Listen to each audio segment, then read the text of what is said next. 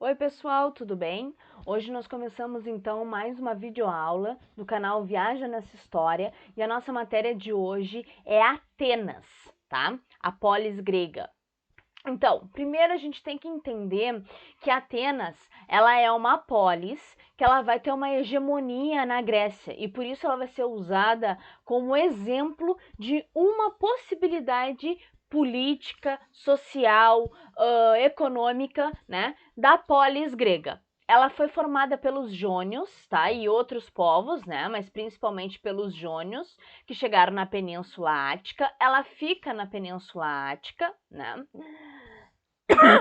Desculpa. E ela vai ter como base da sua formação a posse da terra. Então, quem detém a posse da terra é a parte da elite, né? Então, ela é bem no desenvolvimento que a gente viu do Geno passando para a polis, né? Ela é a parte onde quem detém a propriedade da terra não trabalha, é cidadão, né? E está inserido politicamente, ok? Bom, ela vai tomar forma no período arcaico, né? E no período clássico é que ela vai ter o seu auge. A sociedade ateniense, então, a sociedade ateniense ela vai ser censitária. O que quer dizer censitário? Quer dizer que os critérios para tu estares na classe dominante ou na classe menos favorecida são de caráter de propriedades que tu tenha, né? De riqueza, de renda que o indivíduo tenha, tá? Vai existir mobilidade social. O que é mobilidade social? Eu posso sair da classe mais baixa e ir para a classe mais alta, ou né, para o grupo social mais alto, desde que a minha renda aumente. Se a minha renda aumentar, eu posso subir de classe. Se eu perder tudo, eu posso fazer parte das classes mais baixas, ok? A sociedade ateniense, então, vai ser escravista, como quase toda a Grécia, né? A escravidão no período antigo, ela é uma escravidão por dívida ou por guerra, tá? São os dois tipos de escravidão que tu vais ter. Os grupos sociais mais ricos vão possuir maior privilégios, né? Enquanto os grupos sociais mais baixos não vão ter, por exemplo, direitos políticos, né? E até privilégios econômicos. Aqui eu trouxe para vocês uma imagem de uma. Aqui eu vou tocar para vocês verem, ó. De uma pirâmide, né? Onde mostra, ó, quanto maior a renda, mais no topo da pirâmide o grupo social está, né? Então são esses os grupos sociais que fazem parte da Atenas antiga, tá? Os eupátridas, que são o grupo dominante, aqueles mais próximos do pater famílias que nós vimos, né, na formação do Geno.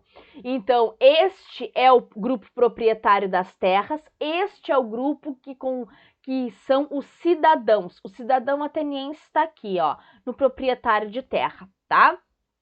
Os georgóis, tá? Que são os grupos de pequenos proprietários de terra, que estão aqui, tá? Opa, passou. Que são os grupos de pequenos proprietários de terra.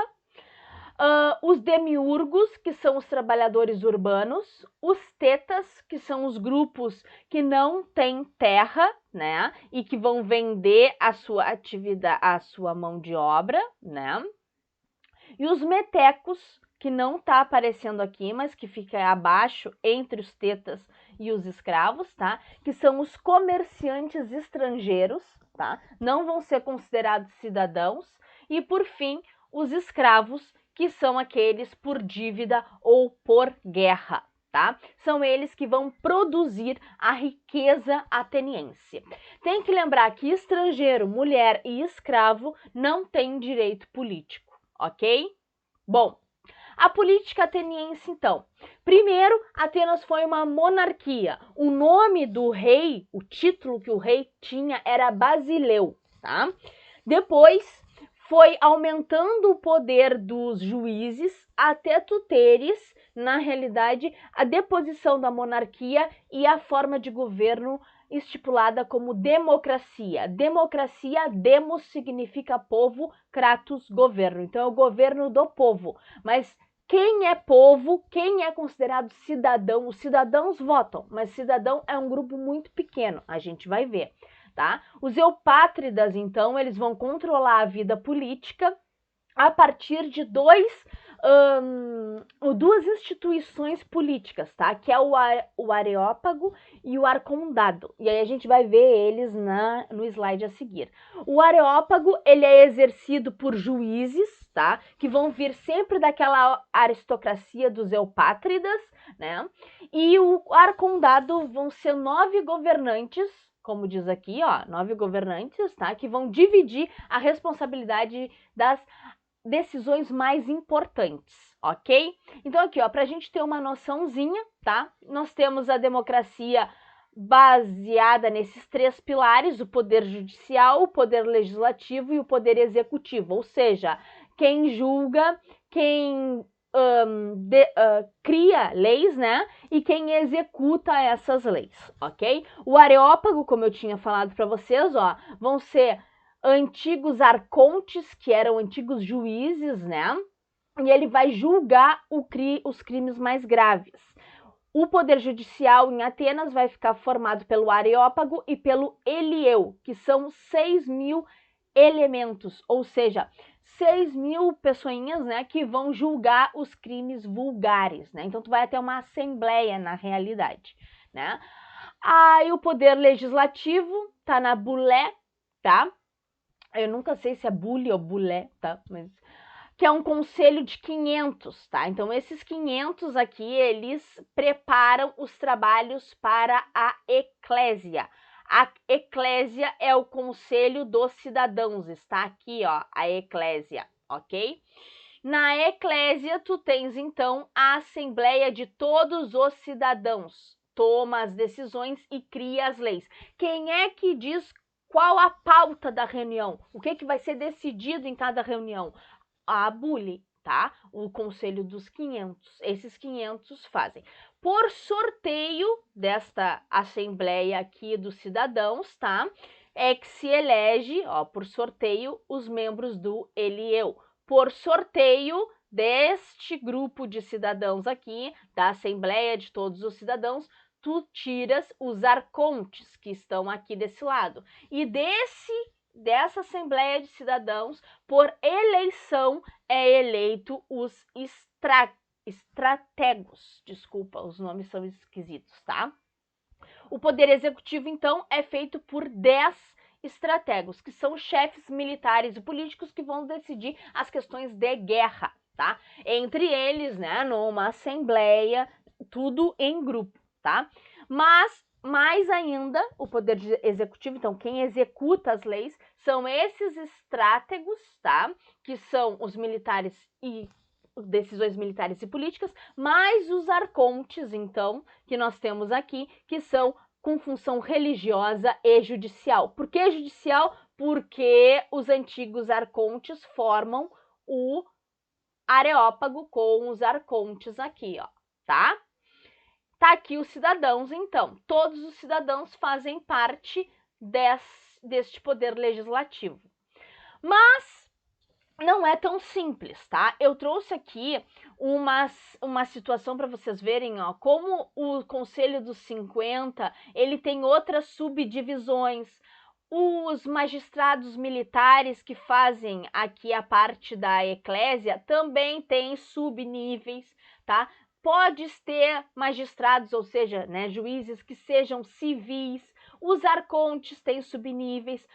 Então, não é nada tão simples como a gente vê, né? Nos quadrinhos simplificados.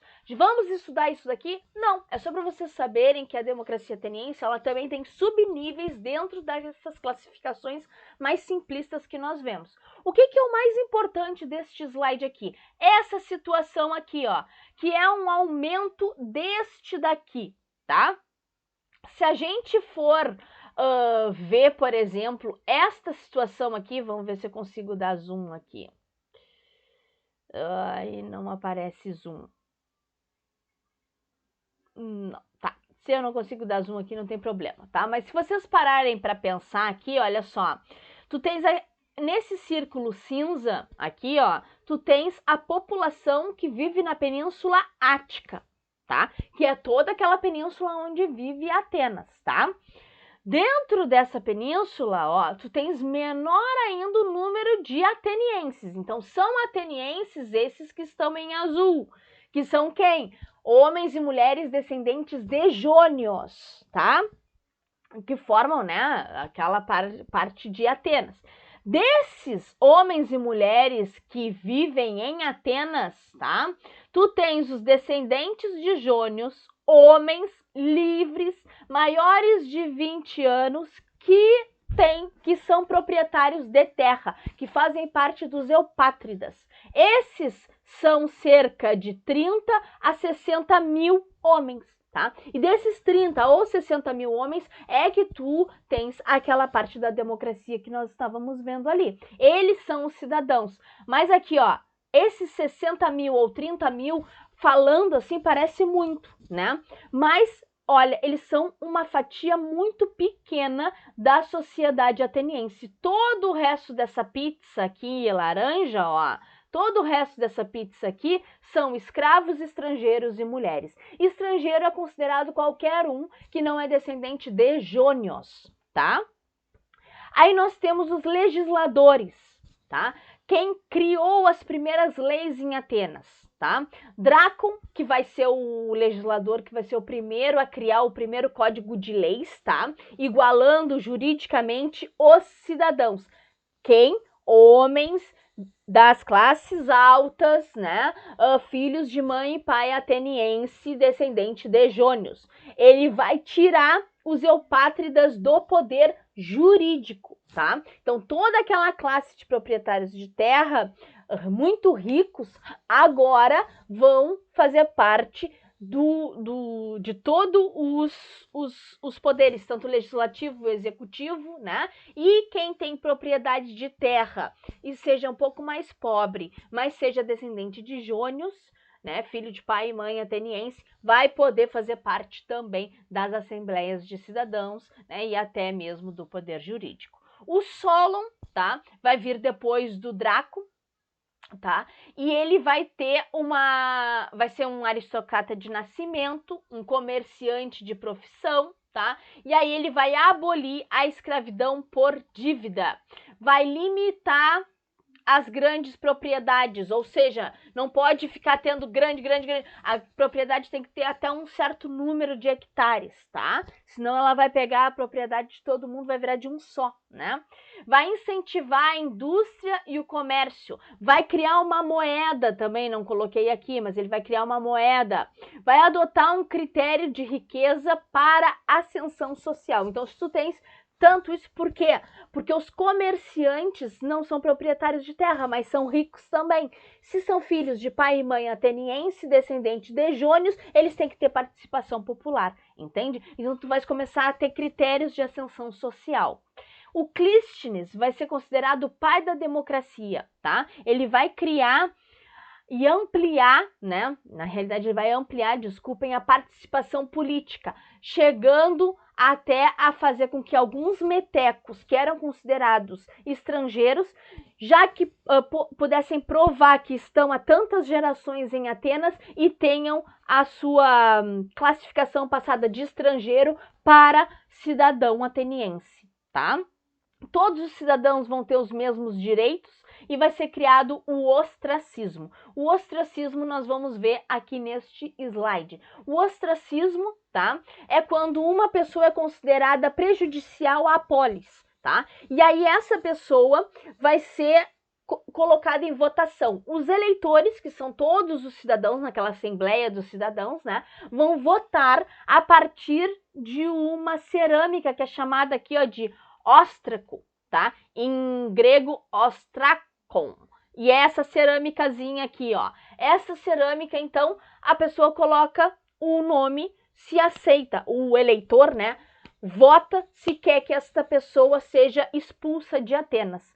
Se tu tiver a maioria dos votos para a tua expulsão, tu vai ser expulso de Atenas por 10 anos. Então, o ostracismo, tá? É o fato de tu teres uma punição de expulsão da polis por 10 anos. ok? Hoje a gente fala que se uma pessoa cair no ostracismo, ela sumiu, né? Ela não está aparecendo. Então é isso, por 10 anos, esta pessoa vai ser considerada expulsa de Atenas, sem direitos políticos atenienses. E passando os 10 anos, ela pode voltar e ter seus direitos políticos. A economia ateniense, então, é baseada na agricultura, que nós estamos vendo aqui, no comércio marítimo e no artesanato. Faltou um ozinho ali. A educação ateniense é muito importante, tá? Ela vai formar filósofos, né? A filosofia e a filosofia e a retórica, que é a questão de tu debateres, né? Tu teres um debate e conseguir mudar a opinião dos outros a partir da fala, né? Ela é uma parte importante da educação. Lembrando que educação ateniense não é obrigatória, tá? Para todos, né? Ela é particular, ou seja, os pais, os mais ricos, né? Contratam mestres para os seus filhos, né? E, além disso, ela é para os meninos. As meninas vão receber uma educação doméstica, tá? E vão ficar reclusas em casa. Os meninos, então, quando faziam 7 anos de idade, o pai escolhia um mestre que iria ensinar. Então, não é uma escola onde tu tem todas as crianças, né? É, na realidade, mestres que ensinam alguns grupos, né, de estudantes pagos pelos pais desses estudantes meninos, tá? Os atenienses, eles vão acreditar que uma cidade-estado, então uma polis forte, é quando os meninos desenvolvem integralmente as suas aptidões, tá? A vida escolar é dividida em 2 momentos, então. Primeiro momento, vais aprender a ler, a escrever, a calcular, né? E música, né? No segundo momento, a partir dos 14 anos, esses meninos vão ter a aula de leitura, de escrita, de cálculo, de poesia, de exercícios físicos, vão ter treinamento militar, vai ter um culto ao corpo masculino, vai ter as Olimpíadas, onde os atletas vão mostrar suas aptidões físicas, né? As Olimpíadas são desenvolvidas em Atenas, tá? Vai ter a retórica e a filosofia, tá? Com 18 anos, esses meninos, né, que agora quase homens, vão ser levados para um treinamento militar um pouco mais complexo e mais forte, e aos 20 anos de idade, eles vão ser considerados cidadãos, né, com amplo direito político, tá?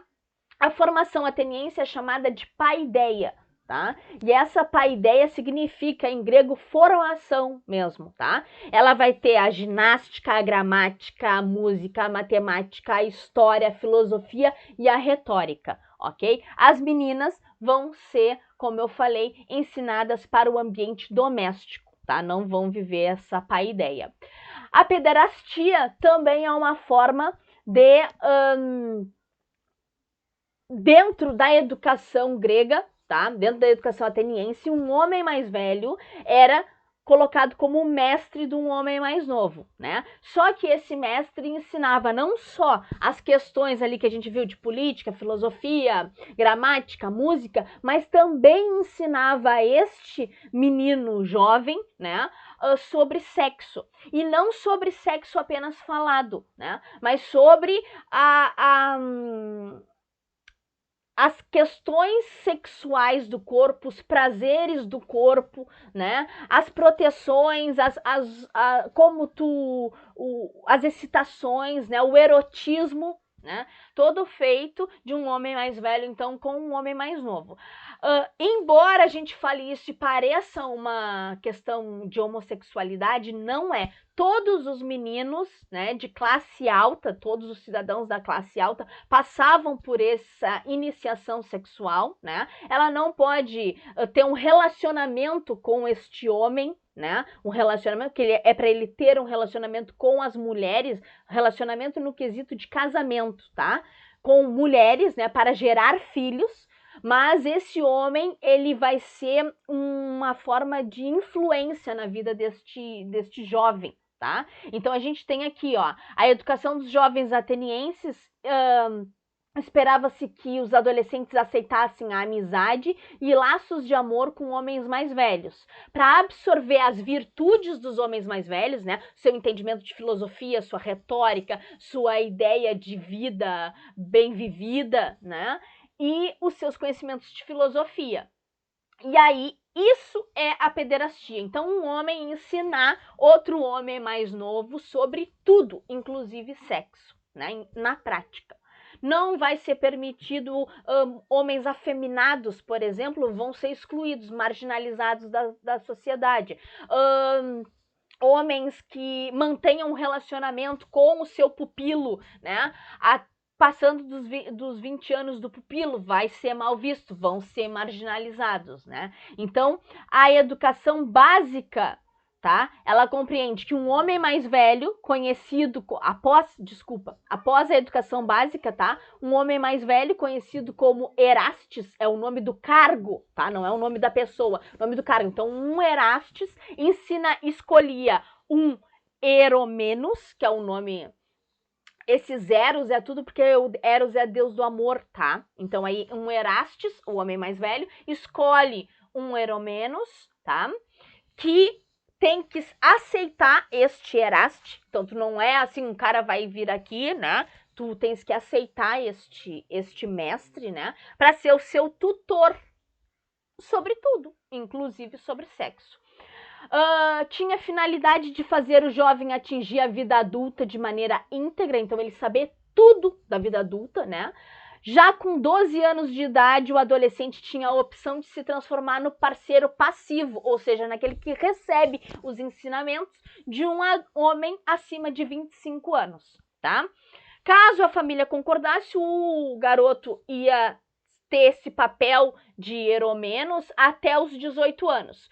Era esperado que quando ele completasse 25 anos, ele passasse a ser o Eraste de outro menino, né? De outro jovem, dos 12 aos 18 anos do jovem, tá? E aí ele vai ter o papel ativo, ou seja, daquele que ensina, tá? Aqui, ó, uma imagem, tá? Vocês podem ver, ó, que tem toda uma conotação sexual nos toques, ó. Ele tá levando a mão na parte que seria as partes genitais, né, do mais jovem. Podem ver que é colocado, ó, a barba no mais velho e o jovem sem barba, né, para fazer a distinção. Relacionamentos de homens da mesma idade vão causar exclusão social, tá? As mulheres atenienses, então, as mulheres atenienses vão ser das mulheres gregas, né, as que menos têm liberdades, tá? Em comparação com outras cidades e estados gregas, ou seja, em comparação com outras polis gregas, tá? Elas vão se casar muito cedo, entre 15 e 18 anos. Os pais que vão escolher os maridos, tá? Elas podem ser devolvidas aos pais pelo marido se elas forem inférteis ou se elas cometerem adultério. Elas vão ser submissas, vão passar da tutela do pai para a tutela do marido. Supondo que o pai morreu e esta mulher está sozinha, ela vai passar para a tutela de algum homem da família dela, seja um tio, um irmão, um primo, o homem mais próximo de parentesco dela, até que ela se case e seja passada para a tutela do marido. Tá? Ela vai ser considerada uma criança grande, porque não importa a riqueza que essa mulher tiver, ela sempre não vai ter, ela nunca vai ter, sempre não vai ter, né? Ela nunca vai ter direitos políticos, tá? Então ela nunca vai poder participar da vida pública, tá? As mulheres de família são consideradas as que passam muito tempo recolhidas em casa. Elas têm até um espaço que vai ser feito com um espaço da casa que é recluso apenas às mulheres, né? Só as mulheres podem entrar nesse espaço, né? Tem uma sala, um espaço para os homens, que é o androceu, e um espaço para as mulheres, que é o gineceu. Hoje até é o nome dado ao aparelho reprodutor feminino das plantas, gineceu, o aparelho reprodutor masculino das plantas, o androceu, tá?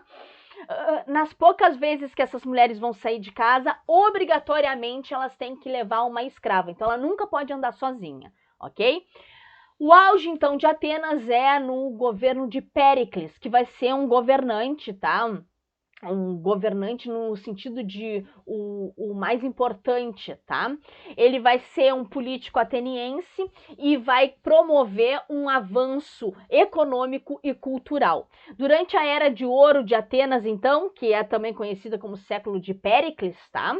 Atenas vai se desenvolver culturalmente, vai ter muitos eruditos, muitos filósofos, vai ter aqui, ó, alguns deles, o Heródoto, o Sócrates, o Hipócrates. O Heródoto vai ser conhecido como o primeiro historiador, né? Sócrates vai ser um expoente da filosofia grega, Hipócrates vai ser o pai da medicina, Aristófanes vai ser um dos melhores dramaturgos, que é a parte do teatro, tá? O Péricles também vai liderar a Liga das Nações, a Liga de Delos, tá? Que é uma confederação grega para evitar as invasões persas, onde os gregos vão vencer os persas, tá? E quando ele morreu em 430, entre 430 e 427, né? Num surto de peste de Atenas, conhecida como peste de Atenas, tá? Ele vai pegar então vai ser uma epidemia, né, que vai dar em Atenas e ele vai morrer dessa doença, tá? Que ficou conhecida como peste de Atenas. Vai existir depois uma briga pela hegemonia que Atenas vai ter com a Liga de Delos, vai existir a Liga do Peloponeso, que vai ser liderada por Esparta, e depois a Liga de Delos e a Liga do Peloponeso lutam uma contra a outra, né? E nessa luta, Esparta sai vencedora. E aí é até atribuído que Esparta conseguiu vencer Atenas porque o Péricles tinha morrido. Mesmo que o Péricles morreu 25 anos antes da guerra, né? Mas tipo assim, se ele tivesse aqui, ele ia saber organizar melhor isso, né? Porque, se fosse no tempo do Péricles, não tinha isso. Para vocês terem a noção da importância dele, ok? Gente, então era isso, tá? Espero que tenham gostado. Nossa matéria da semana que vem vai ser sobre Esparta, ok? Beijão, gente.